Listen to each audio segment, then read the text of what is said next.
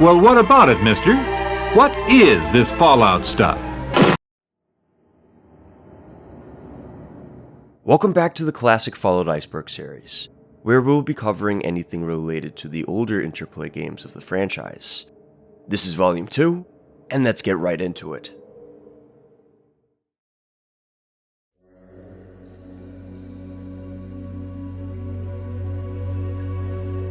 The talking heads of the original Fallouts were made using clay models way back in the 90s. As for their current whereabouts, it's a mystery. Some think they were unpreserved and destroyed by age. Others believe they might still be stored somewhere, but by and large, the consensus seems to be the same. These awesome clay models are lost and will probably stay that way. An alternative reading of this entry is the general loss of clay models or talking heads being used in the new Fallout games. Now, everything about character models is digitally designed. And while a little sad, it does make sense. It definitely saves development time, and it is telling that Tim Kane's later projects don't make use of clay modeling. That being said, the models were works of art, and them being both discontinued and missing is a genuine loss.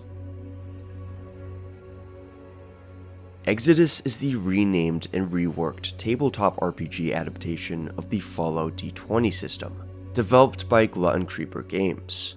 Now, if you hear D20 and you think Dungeons & Dragons, you're actually right on the money. The Fallout D20 system was genuinely using D&D rules, specifically that from 3rd edition. See, Wizards of the Coast released the D20 system and various D&D rules under a public copyright license called the Open Game License. Starting with 3rd edition, each edition of D&D has gotten one of these licenses, which, with certain guidelines detailed in a system reference document, allow for renditions of D&D to be released by third parties.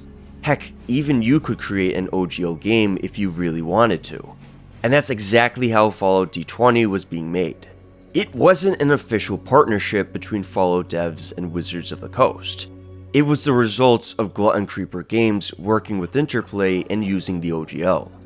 But still, we were getting Fallout D&D. And what's cool is that the Fallout D20 system was using D&D's 3rd edition, which is not only considered to have the best OGL content just because of how much there is, but that edition was also inspired by Fallout.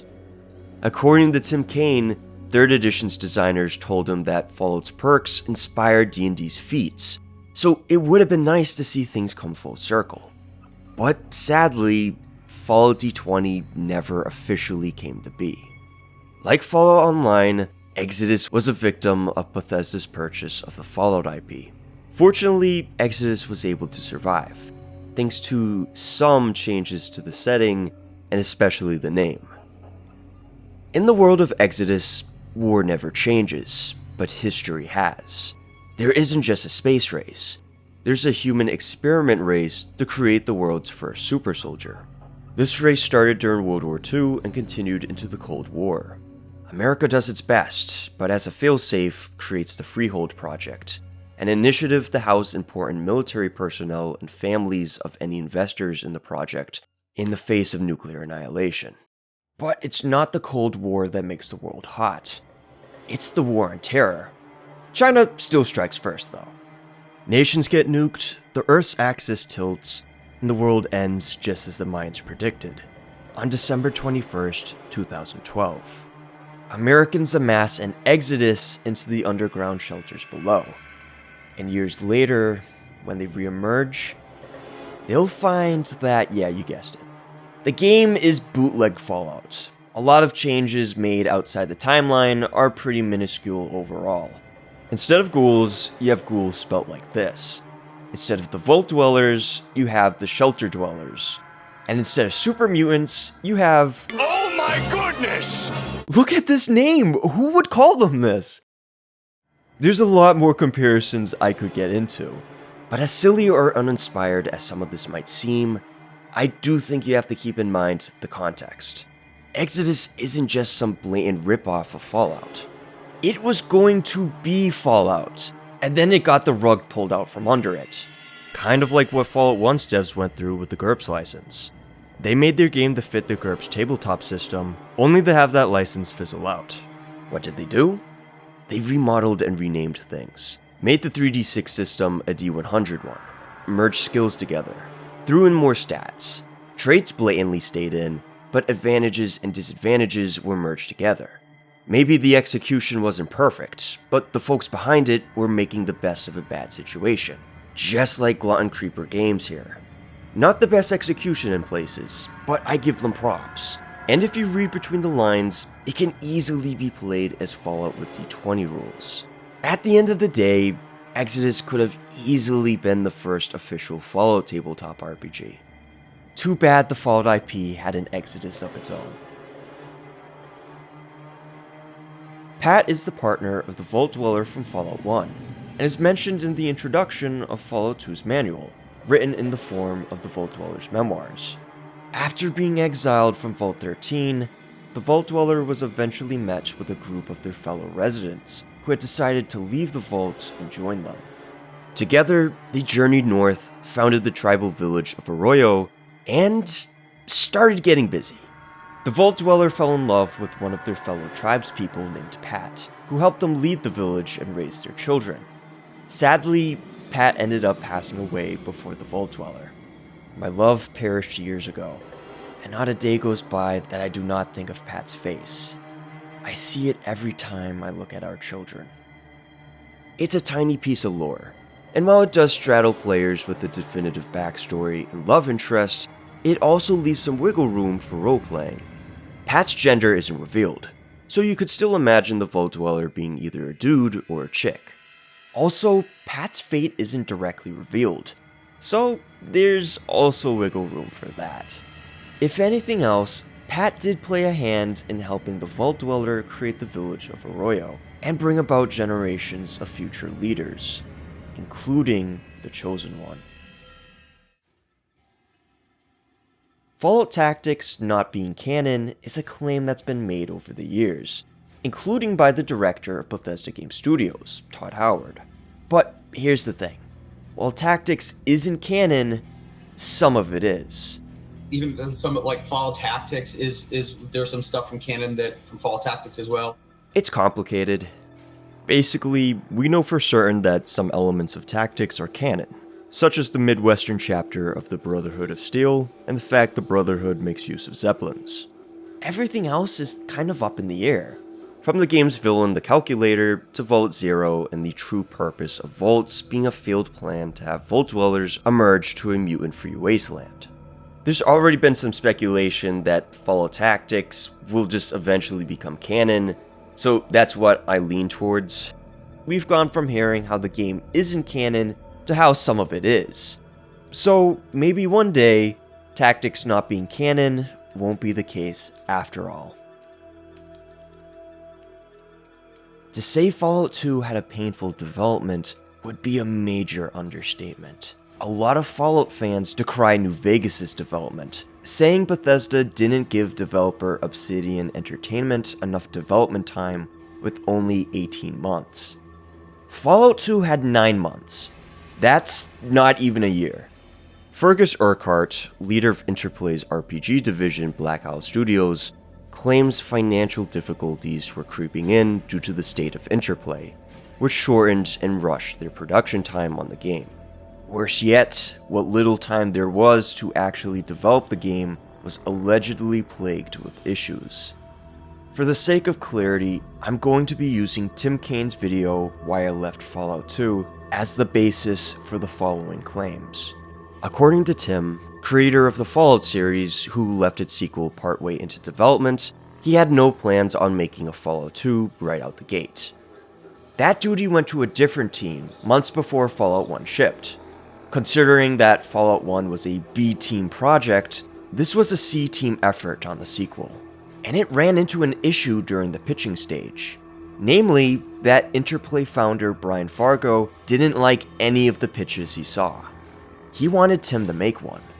2 pitches later, Fallout 2 gets off the ground, and a reluctant Tim gets roped into leading the project by Fargo. I say reluctant because that's the truth. Tim didn't even want to make sequel pitches, getting help by fellow developers Leonard Boyarsky and Jason Anderson for them. So you can imagine that he didn't want to lead an entire new project. The reason for that is, by his own account, Tim was exhausted. Fallout 1 was the result of crunch, and Tim knew that Fallout 2 would be as well.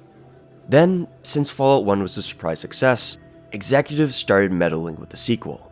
With Fallout 1 being a B project, there was actually little oversight and more creative leeway, because there wasn't a lot of faith in the project.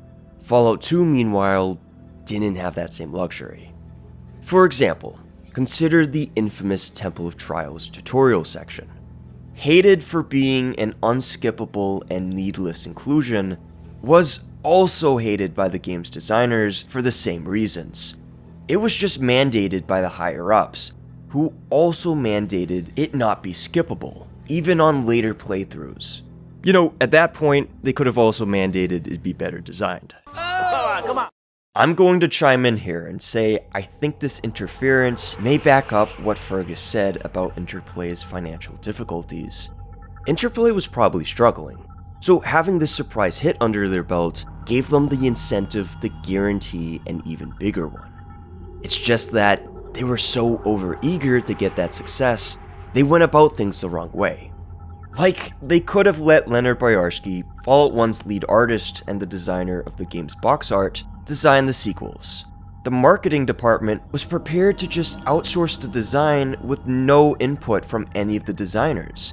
Higher-ups made the call, no doubt, and it lines up with the idea that they wanted a better performing sequel. They needed something that could reel more gamers into the series, even if it meant overruling the very people who made it a success in the first place. That's why you get decisions like the box art debacle, and the Temple of Trials being a mandatory inclusion. Interplay needed another hit with Fallout 2, so it became their game. The straw that broke the camel's back was Tim having his pay bonus cut by Fargo. This was punishment for not giving up the name of a designer that accidentally caused a game-crashing bug during Fallout 1's development. As a result, Tim resigned, and Leonard and Jason followed. The creator of the series left the production of the sequel, along with the lead artist on the original. Just let that sink in for a minute. The good news is that Fallout 2 did survive, with Fergus and Matthew Norton taking over as lead designers. It also hit its goal of shipping in October 1998. The game is considered today to be a classic RPG, and some consider it to be better than Fallout 1, but it did go through the ringer to reach release. While the Bethesda games are known for their mod scene, the original Fallout games had mods of their own. We've covered a couple already, but these were mods that were eventually released. There exist mods for the classic Fallouts that have never seen the light of day. Lost mods, drifting in the desolate forum boards of the internet. This entry will cover some of them. For starters, there's a project called Fanmade Fallout being developed by Dark Underlord, a staff member on the RPG Codex. He jumped at the chance to create a new Fallout experience once Black Isle released the game editor in 2003. But in his own words, the mod was a stupidly ambitious project. Lack of time, complexity, and requiring multiple people to work together online to get something done led to its inevitable demise. Dark Underlord was kind enough to dump the mod's files and information online though, so we do have a picture of what could have been. Set in eastern Texas in the year 2201, players would emerge from Vault 31 on a mission to save their vault from a reactor meltdown. Rather than a water chip, you'd be looking for a copy of a Mr. Handy operating system to help fix the vault's Mr. Handys. They're the only things capable of going into the reactor room and fixing the problem without turning into goop. Save the vault, and you move to the next part of the main quest. You'd be sent out again to find what weapons exist in the outside world, and how much of a threat it poses against Vault 31. You discover a conflict between the weapons and ammo manufacturer, Red River, and a secretive group of super mutant survivors from the Master's army. who are brainwashing people with hospital technology to bring about their dream of unity. There'd be another faction war in Vault 31 between the trusted, executives who acted like royalty and armed their children, and the untrusted, maintenance workers and employees who were sectionalized from the higher-ups. Players could determine who to side with, and whether or not there'd be a change in leadership. The endgame would involve reaching a conclusion between Red River, the Super Mutants, and Vault 31. And it seems the peaceful option actually meant destroying the Super Mutants. Fair enough. Also, unlike Fallout 1, it seems you could finish the game without needing to save your vault. It could go boom, and you wouldn't get a game over because of it. There'd be a giant crater where your home once was, with the consequence, besides everyone you know and care for being dead, being that you can't get any cool advanced energy weapons out of it. There was a lot of promise here. There would have been dumb dialogue, which is always a plus in my eyes, murder mystery style quests without a clear culprit, a trial of the player, and a talking computer named Abraham with personality issues, which... Moving on, we have Fallout Between Good and Evil. Being led by one Mr. Lizard, the game was set in the year 2139, and was set to have a more personal story. Picture a Western tale of revenge, where players sought justice for the death of their father Albert while searching for their girl Chloe. And apparently, it wouldn't have a happy ending. There's a lot of dead links for the project, and you'll need to use the Wayback Machine to see everything that was on offer. Lots of concept art is still floating around, however, and we do know that it isn't going to be happening. Finally, there was the Tangut Prophecy, a historical RPG set in 12th century China and designed by Crazy Loon in the fan-made F Online engine. Bringing it up on the RPG Codex and resurrecting its thread is a surefire way to inflict pain and gain bad karma, because people genuinely looked forward to it. Beginning in the year 1167, players could choose one of 4 races with 4 corresponding language skills. They'd enter a campaign filled with mysteries, conspiracies, and good old-fashioned role-playing. Quests could interconnect with one another, on top of offering multiple methods of completion and hard moral decisions to make. As for combats, the player could engage in mounted battles, and take part in what Crazy Loon called mini-battles, where the player could lead 20 to 30 warriors against an enemy band, with an apparent plethora of tactical options at your disposal. It was ambitious, it was different, and it was filled with potential. So what the hell happened? Where is the Tangut Prophecy? We don't actually fully know, except that it's not coming out. According to user Islet, who made music for the project, Crazy Loon went off the grid and put the project on hold for reasons that won't be disclosed. Islet even says they don't know if or when the project will continue. This was back in 2014, and the project has been dormant ever since.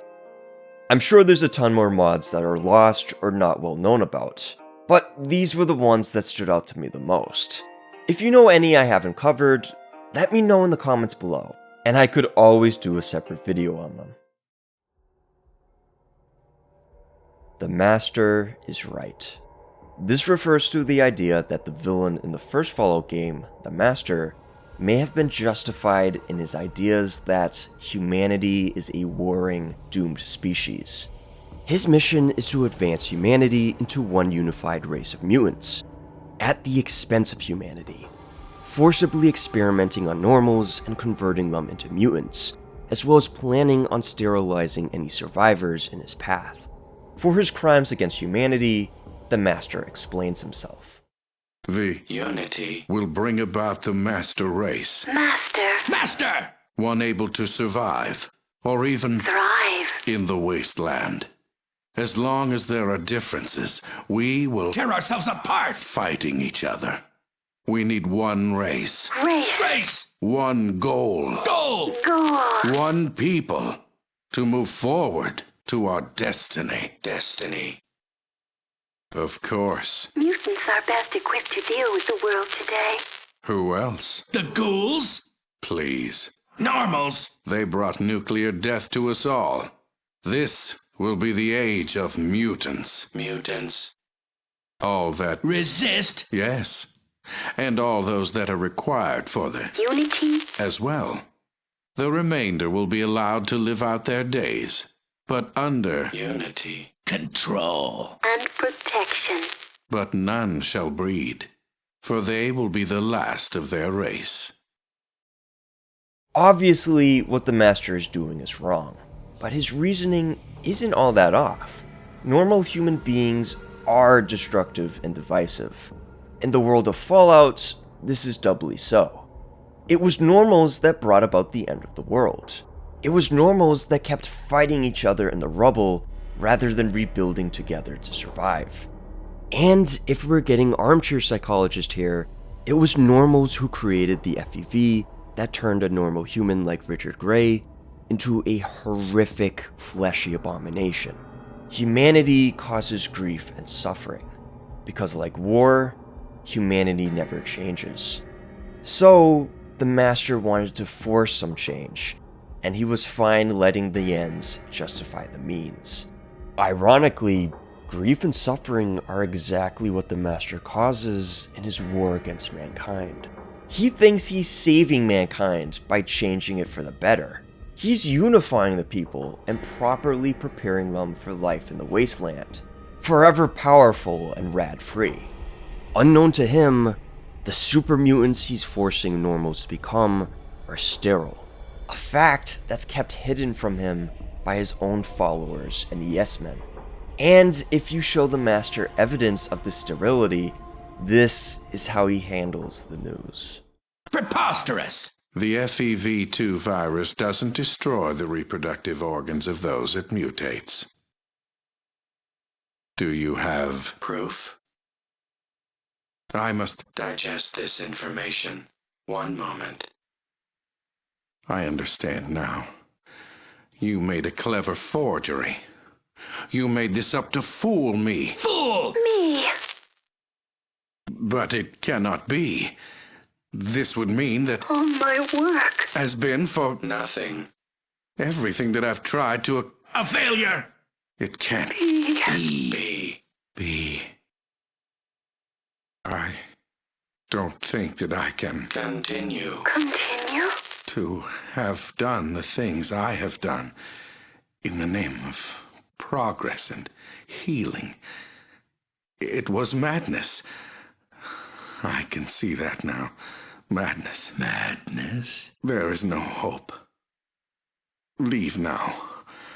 Leave while you still have hope.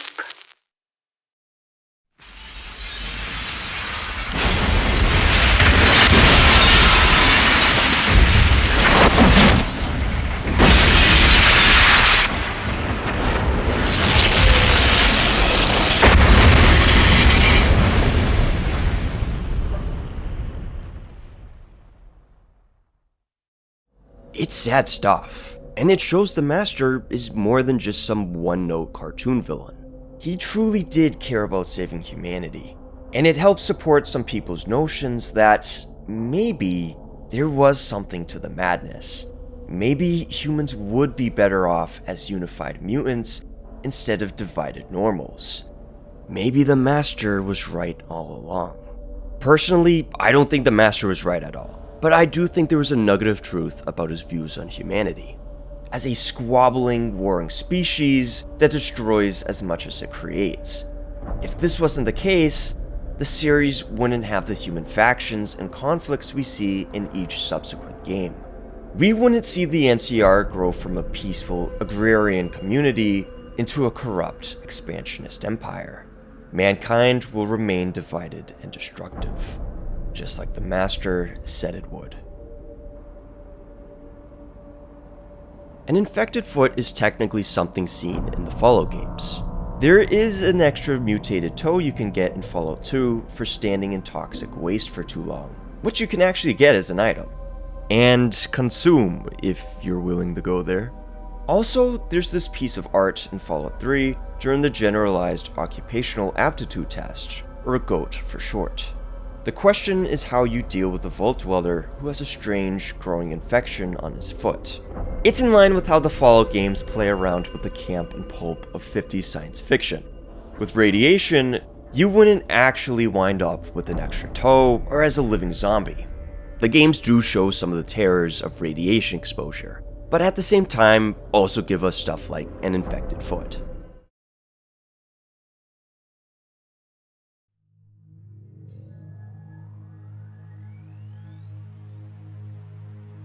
The toxic fandom of Fallout refers to the Fallout fan community, and not toxic in the conceptually relevant way. It's the bitter internet kind of way, where passionate fans are locked in eternal tribalistic struggles of both defending and criticizing the franchise. That includes me. But I want to clarify that I'm not going to trudge through internet drama or declare one side better than the other. For one, because that's not what this channel is about, and two, this isn't just a matter of old versus new fans. There's so many different groups here, you'd think I was talking about factions in Fallout itself. There's fans of the classic and AAA games, there's fans of the Bethesda games, there's fans who only think Fallout 1 was good and everything afterward was some form of lesser fanfiction. Fans who think Fallout was best as an isometric series.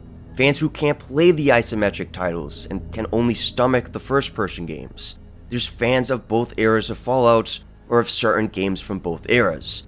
You get the picture. It's an old, popular franchise, so you're gonna get a lot of different takes about its changes over time and the direction it's heading down. That's only natural. You see it with other fandoms too, including the crazy amounts of passion for the IP that leads to anger and resentment of not just the franchise, but other people. And then there's the fact Fallout isn't a complete work of fantasy. It's alt history set in our world. So now you're gonna get interesting fusions of passion and politics here and there. In a nutshell, that's what this entry means when it says the fandom's toxic. It certainly can be, but I also think any fandom is. The more fans you attract to something, the more waste you'll inevitably get. And on the plus side, I think the passion Fallout fans have for the franchise has spurred some of the greatest tributes I've seen for a piece of media ever. The cosplay, the fan art, the mods, the full-on fan games being made, and tabletop adaptations fans have built over the years. People love Fallout, and want to show that love online in their own crazy ways. Sometimes it's too crazy, and it causes an entry like this. But I do love this fandom, and I'm part of it for a reason. Frank Horrigan is the final boss in Fallout 2. And he's no pushover. Sporting the highest stats out of any enemy in the old games, and a number of combat turrets if you don't have the presidential access key, it's going to be one heck of a fight. So naturally, there's gonna be discourse like the fake quote this entry is named. There's gonna be people who are convinced you absolutely need a guide to beat Frank Horrigan, when you don't actually need one. People have beat Horrigan without guides before. I mean, I'm not one of them, but this is kind of awkward. It definitely helps to know you need the presidential access key off the dead president, as well as having 6 intelligence and a 100 in science to be able to use this terminal and turn the combat turrets into allies. If you don't have enough intelligence or science, you could always stock up on mentats and skill points before going to the oil rig, then splurge out when the time is right. You could also turn the difficulty down to easy mode and automatically raise your skills up a bit if you want. Trust me on this, getting those turrets on your side really does help change the course of the battle. Then there's the Enclave guards right near Frank Horrigan that you can recruit with a speech check to help you take him down. Simply put, there are multiple options to make the fight easier, and it isn't impossible to kill Frank Horrigan without a guide. Aaron L. Wieland was a proud Marine and Fallout YouTuber who went by the name Fallout Entertainment Industries. Aaron produced videos on build ideas as well as masterclasses on gameplay exploits, or techniques as he called them. I'd go as far as to say Aaron could very easily be the best Fallout 2 player in recorded history. The guy knew this game like the back of his hand. There are exploits he goes over I haven't seen before or since. Stuff like re-sneaking or the robbery mechanics where you can loot NPCs mid-stun or during their last turn are useful exploits to know, and I learned them from his videos. Aaron was someone who clearly loved Fallout 2, was passionate about it, and wanted to share that passion to the world. But tragically, on September 14th, 2022, at the age of 38, Aaron took his own life. This came after a long struggle with mental illness, and it's this illness which also led to a hospital attack scare situation. In a several-hour livestream, Aaron accused Rochester General Hospital in Rochester, New York of molesting him, making mention of specific staff by name. It was this video that led to the FBI alerting the Rochester Police Department of a possible threat, who in turn alerted the hospital, which went into lockdown. The sheriff's bomb squad unit was then sent to Aaron's residence, using a robot and drone to enter the property, where a gun trap was found aimed at the front door. Ultimately, police found that Aaron was not a threat against the hospital, citing that his video contained no direct threats against any hospital staff members. Investigators began to review the hours-long video and determined that the male in question was making suicidal comments and did not make any direct threats towards Rochester General Hospital. No danger was ever present at Rochester General Hospital, and all of their employees, patients, and their families are safe. The sole casualty of the incident was Aaron. It's a tragedy, and I'm going to be honest, it's the reason why the only entry I'm not going to cover in the series is one called Fallout Entertainment Industry's Ego. It just doesn't sit right with me, and I want to make it clear that I want to find a balance between not disrespecting the dead, but still staying informative. I know this stuff sucks and it hurts, but it's important to show why mental health is the real deal. You can go from being positive and loving to a place where your mind brings out the worst of you, faster than you'd ever think it would. It's devastating. And sadly, there are cases where that worst part of you becomes what you're remembered for. Not with Aaron, though. While he did delete his own channel, there are archives that still exist showing some of the skills he had. Aaron's fans say he was truly one of a kind, and I believe it. He was extremely passionate about Fallout 2, eager to share his knowledge about it with others and help people in his own way. So thank you for your service, Aaron, and I pray you rest in peace.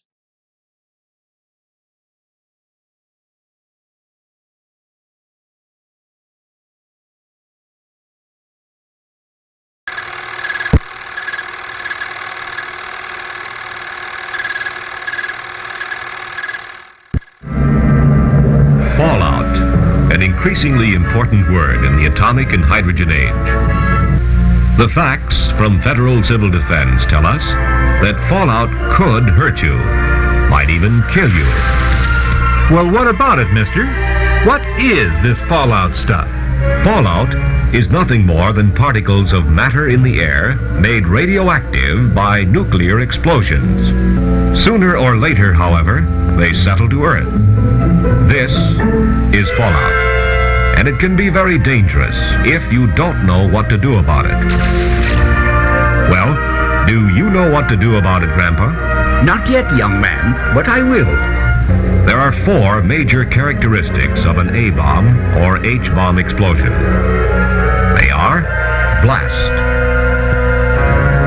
heat, initial radiation, and residual radiation. All this clear so far, sister? Sure, but you've talked about fallout from enemy bombing. Our government very carefully tests only small nuclear devices in the United States. So these are the facts that should reassure and encourage you. Be ready to assist in defense preparations in your community if your help is needed. For fallout is only one. Fallout.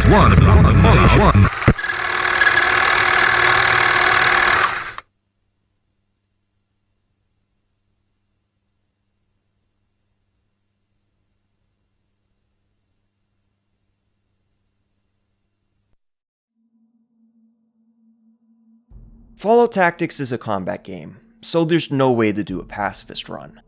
This is just a goofy joke. Next entry. The Regulators are a faction from the LA Boneyard, who reside in the town of Adatum as its armed protectors. That is, if you take their word for it. Other groups describe Adatum as a labor camp, and the Regulators as a vicious group of slavers who kill and kidnap whoever they please. Why is this the case? Do they do it for power, or because of a greater power? No, I'm just kidding.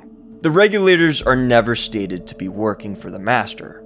It could have made for an interesting twist given their proximity to the Cathedral. The Regulator commander could have been in cahoots with the Children of the Cathedral to gather a labor force for future projects in exchange for protection and keeping their humanity. Better to rule in hell than serve in heaven and all that. But no, the Regulators are just another power-hungry group of people. Only they figured out the power of deceit. All the Fallout 1 NPCs having items isn't actually the case. For example, the slave girls at the Khan's base don't have any, so there you go.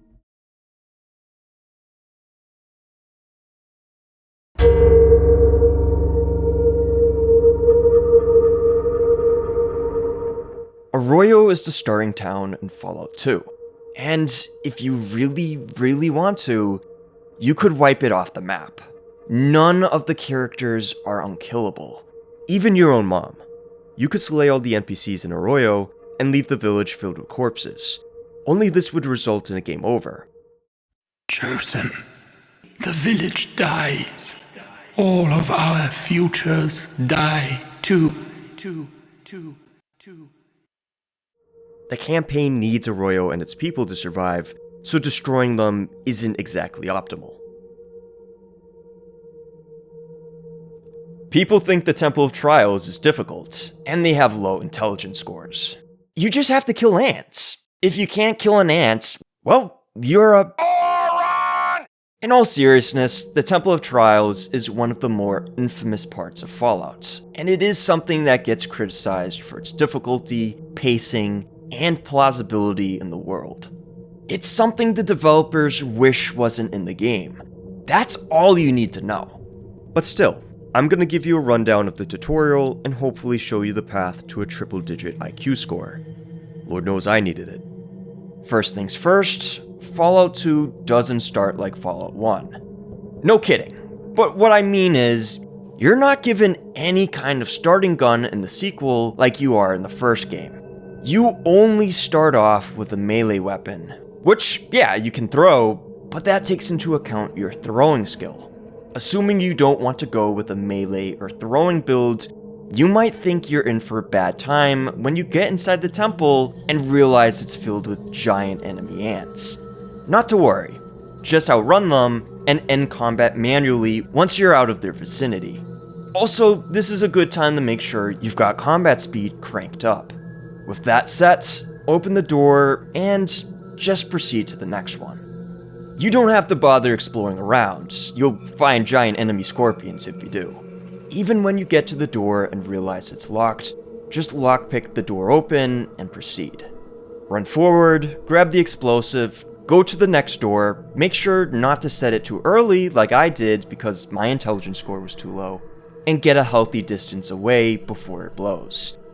Then proceed to the next door, open it up, save the game, and have your encounter with Cameron, the final test of the temple. You can just use your speech skill to talk your way past him, but assuming you go to blows, this is why running from the ants and scorpions was a good idea. That way, you can preserve enough health to beat the encounter. If you fail, just reload at the door and fight until you win. That's the temple in a nutshell. It's not the worst tutorial ever, but it is a bad one. My main criticism is that not only is it a waste of time, it expects more of the player than Fallout 1's own tutorial. Yeah, that's what the cave section kind of was. It was short, immersive, and to the point. It didn't disempower players. You could use fists, or a gun. All you had to do was leave the cave and you were good. In the temple, meanwhile, you have to waste time running through different rooms and screens. You even have to make use of your skill decks on the first locked door you run into. Honestly, I overthought this the first time I played the game. I thought there was a key somewhere in the area, so I searched around for it, getting stung needlessly. Turns out, there is no key. No matter your skill proficiency and lockpick, you're just supposed to use it on the door. Problem solved.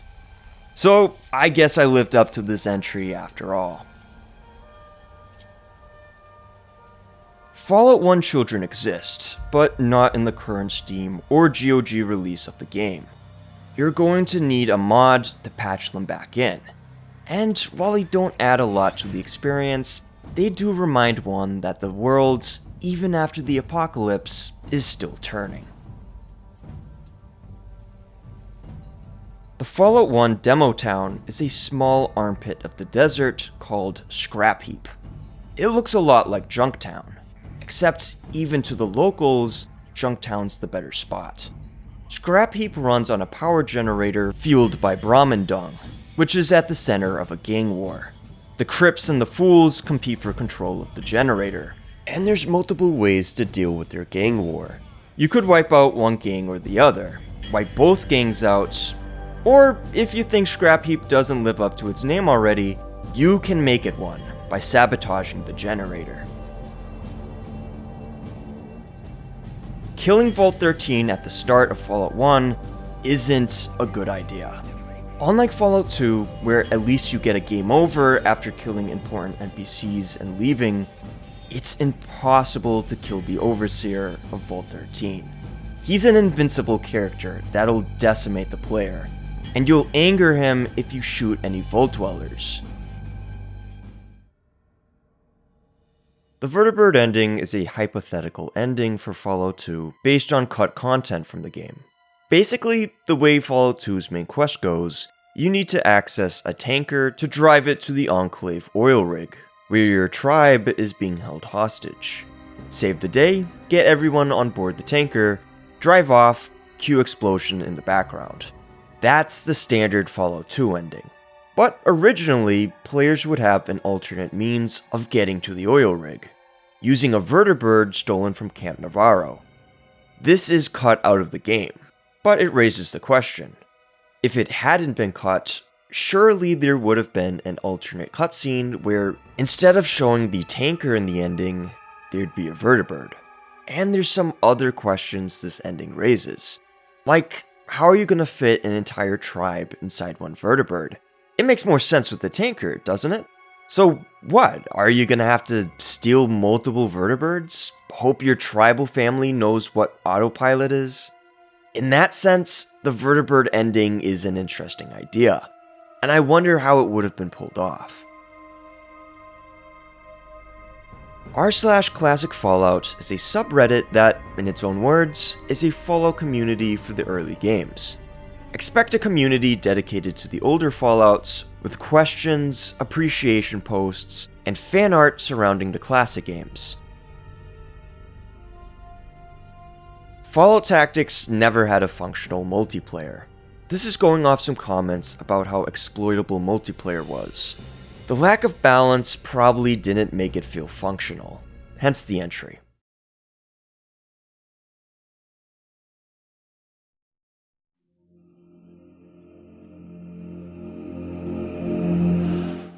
We've talked about Fallout 1's bad endings, including the super mutant invasion of Vault 13, where you could rat out the vaults and allow it to be overrun. What we didn't talk about was that, originally, this wasn't the only way to initiate this bad end. Fallout 1's truly worst ending is that 500 days into a playthrough, if the Master or Mariposa military base weren't taken care of, the mutants would find your vault, automatically initiating the bad ending cutscene. If you'd bought water from the water merchants at the hub, make that 400 days instead. The mutants get the info out of them during their invasion across the west coast, destroying every major settlement as far as Shady Sands. The mutant army marches as far north as Shady Sands, razing the small town to the ground. However, the truly worst ending is no longer possible to get. The game was patched and re-released without this 500-day limit, so no mutant invasion really threatens your vault or any settlements for that matter, other than Necropolis. At most, you'll get bad ending slides saying that the towns were destroyed, but otherwise, they'll remain intact during a playthrough. I do think it's a little disappointing we lost out on the second phase time limit stuff, like the bad ending and the mutant invasion of the different towns. I think it would have added more reactivity to the campaign and made the super mutants more of a threat. If they were actively destroying towns and limiting your chance of getting resources or allies to work against them, that's scary stuff. And so was the truly worst ending.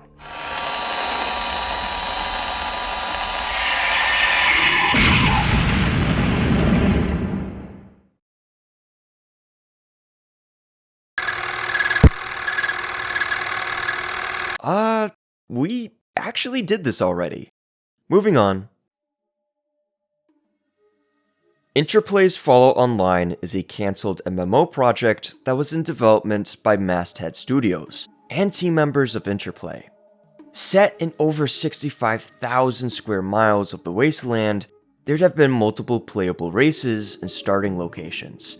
Player-run towns and guilds were promised, as well as the cryptic threat that the Master lives. There's not a ton known about the game, or whether it would have been good for that matter. Reading about the project, there's definitely some stuff that sounds off, for lack of a better word.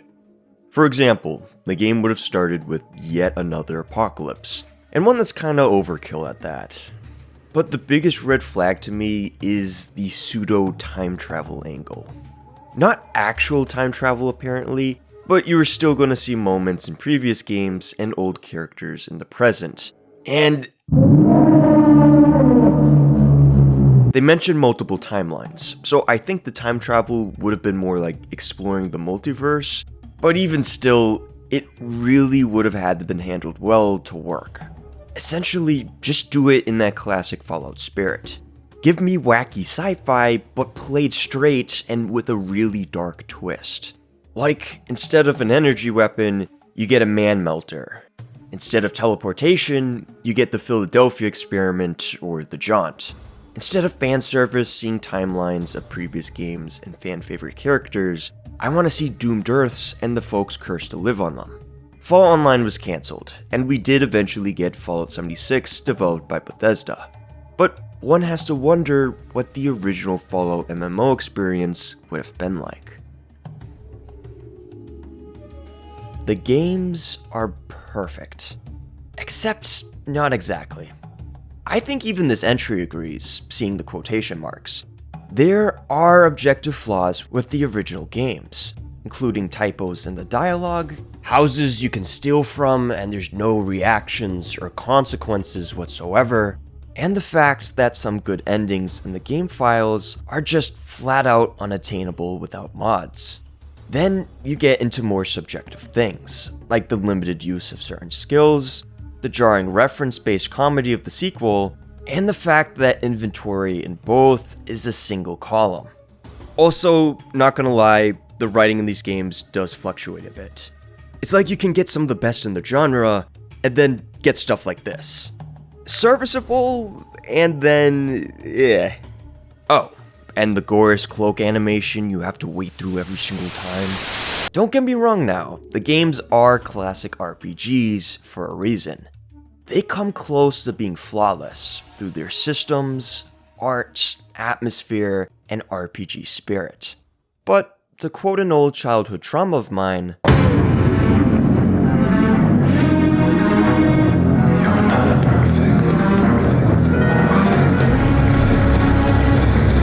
and neither are the classic Fallouts. This is a speculative entry around the true reason behind the cancellation of Fallout Online. The official reasoning is that there was a legal dispute between Bethesda and Interplay. Things were settled and the game got canned. But were funding agreements with the Fallout license truly the culprit behind this cancellation? Is this actually the reason Bethesda wanted Fallout Online cancelled, or is there another reason we don't know about? I don't know. But in the spirit of this entry, we're going to take a wild guess and say, yeah, there's definitely another reason here. Perhaps Fallout Online was expected to fail. Maybe Bethesda agreed to the project only because they thought a struggling company like Interplay wouldn't be able to produce it. This was an MMO after all, which, just like its name implies, is a massive undertaking. Many MMO projects have failed before, and surely Fallout Online could have joined the list. But maybe when Fallout Online was underway against all odds, Bethesda decided it had made a mistake that needed correcting. Negative skills aren't technically possible to get in Classic Fallout. No matter how low your special stats are, you won't see a skill become less than 1. That won't even change with debuffs like Chem Addiction, but you will see negative to hit chance percentages with attacks if your combat skills are really low, or given certain factors like darkness and range.